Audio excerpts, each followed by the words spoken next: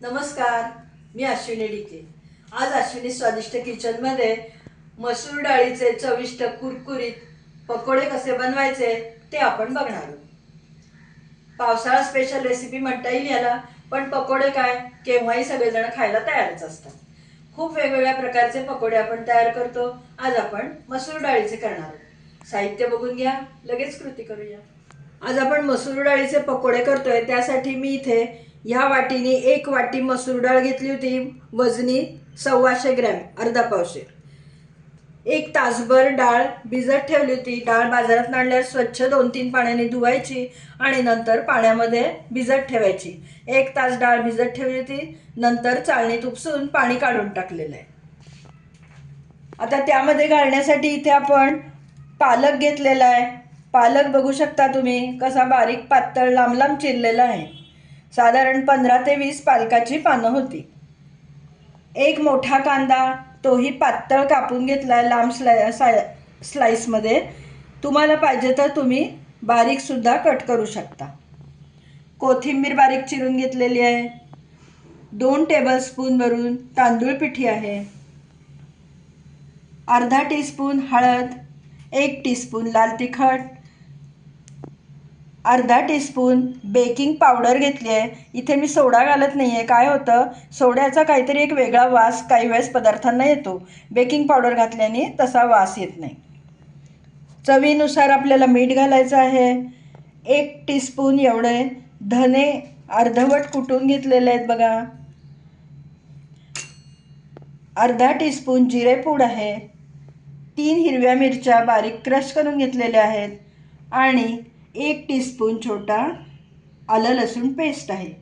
एवढ्या पदार्थांमध्ये, एवढ्या साहित्यात आपले हे पकोडे बनणार आहेत। शिवाय आपल्याला डीप फ्राय करण्यासाठी खाण्याचं तेल लागणार आहे।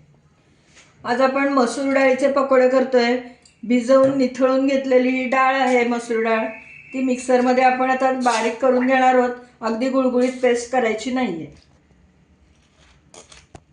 डाळीत अगदी 2 चमचेच पाणी घालणार आहे, जास्त पाणी घालायचं नाही।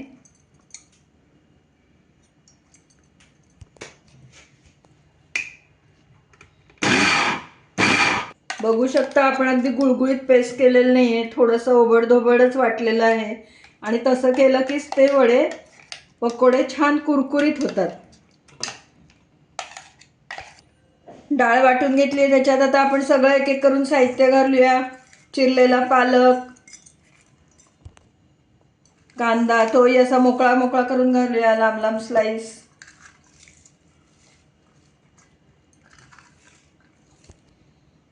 कोथिंबीर घालतीये, तांदूळ पिठी, हळद,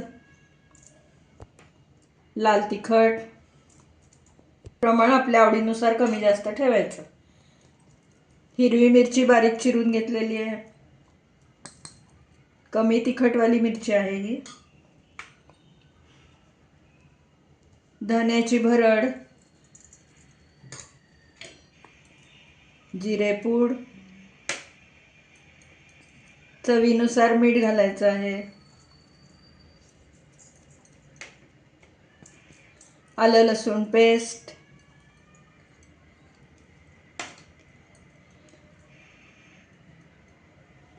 आणि बेकिंग पावडर।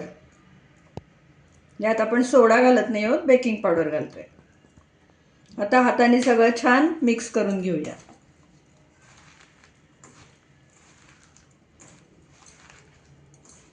छान सगळं मिक्स झालंय। आपण याच्यामध्ये पाणी वापरलेलं नाहीये। डाळ वाटताना फक्त 2 चमचे पाणी घातलंय, त्याशिवाय अजिबात पाणी वापरलेलं नाही। झाकून ठेवूया। तेल तापायला ठेवलंय, तेल तापेपर्यंत पीठ मुरू देत। तेल गरम झालेलं आहे। आता आपण छोटे छोटे पकोडे त्यामध्ये सोडूया। अलग सोडायचे छोटे पकोडे, दाबून दाबून सोडायचे नाही, म्हणजे ते छान आतपर्यंत क्रिस्पी होतात। पकोडे घालून झाल्यानंतर गॅस आपण मीडियम ठेवणार आहोत।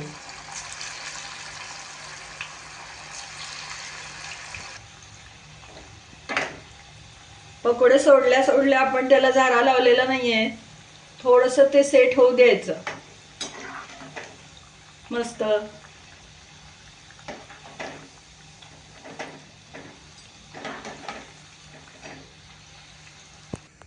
मस्त कुरकुरीत पकोडे तयार झालेत. आवाज आहे का? मस्त.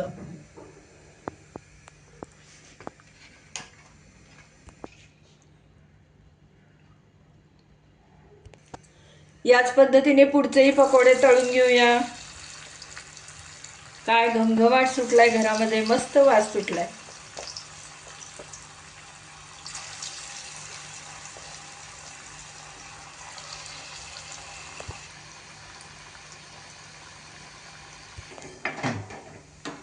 पकोडे छान तळून झालेत, मस्त कुरकुरीत. काढून घ्या. रंग पण काय सुंदर आलाय बघा आपल्या पकोड्यांना.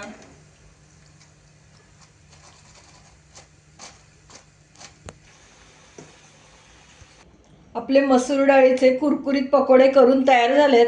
आता आपण सर्विंग डिश तयार करूया. आज आपण या पकोड्यामध्ये बेसन पीठ म्हणजे हरभरा डाळीच्या पिठाचा अजिबात वापर केलेला नाहीये.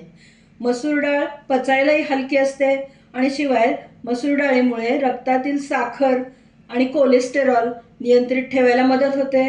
अर्थातच वजन सुद्धा नियंत्रित करायला मसूर डाळीचा खूप उपयोग होतो. अतिशय कुरकुरीत आणि चविष्ट आणि बऱ्याच काळ कुरकुरीत राहणारे असे हे पकोडे आहेत. नक्कीच तुम्हाला आवडतील. पकोड्याबरोबर खाण्यासाठी आपण इथे मिरची पण तळली आहे, त्यावर थोडंसं मीठ भुरभुरवलंय. तुम्ही या पद्धतीने मसूर डाळीचे पकोडे करा आणि मला नक्की कमेंट द्या.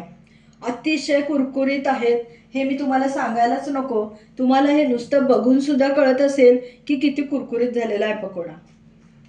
तुम्हाला जर आजचा मसुरीच्या डाळीच्या पकोड्याचा व्हिडिओ आवडला असला, ही रेसिपी आवडली असली तर पटकन पहिल्यांदा व्हिडिओला लाईक करा आणि लिंक जास्तीत जास्त लोकांमध्ये शेअर करा. अजूनपर्यंत माझ्या चॅनलला सबस्क्राईब केलं नसेल तर सबस्क्राईब पण करा. त्यामुळे तुम्हाला नवीन नवीन असेच बरेच पदार्थ, स्वादिष्ट, चविष्ट, पारंपरिक पदार्थ बघायला मिळतील.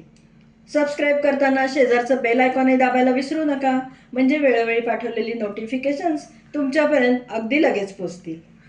पुन्हा आपण नवीन अशा छानशा हेल्दी टेस्टी रेसिपीसह लवकरच भेटूया. तोपर्यंत धन्यवाद.